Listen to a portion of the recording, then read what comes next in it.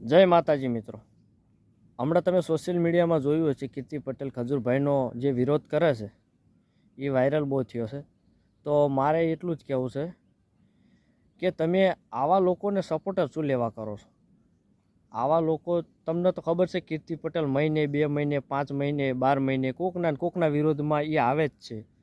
અને બીજી વાત કે ખજૂરભાઈ જે સામે વિરોધ કરે છે, ખજૂરભાઈ તમને ખબર છે ગરીબોના મસીહા છે અને ગરીબોના મકાન બન્યા છે ને ગરીબોના ભગવાન થઈને પોતે કૃષ્ણનો અવતાર કહેવાય. આ જમાનામાં કોઈ 5 રૂપિયા ઉછીના નથી આપતું. એ આખું મકાન બન્યા છે ગરીબોનું અને એનો વિરોધ કરે છે કે ઓલા ભાભીએ પણ લગ્ન કર્યા ને પણ ખજૂરભાઈ મુંબઈમાં લવ મેરેજ કર્યા ને આ તેને એ રેતી સસ્તી આવે ને 4.5 લાખમાં મકાન થઈ જાય. આવું બધું એ વિડીયોમાં બોલે છે. તો મારે એવું કહેવું છે આ પબ્લિકને કે તમે એવા લોકોનો વિડીયો આવે એટલે એને વાયરલ કરવાનો જ ના.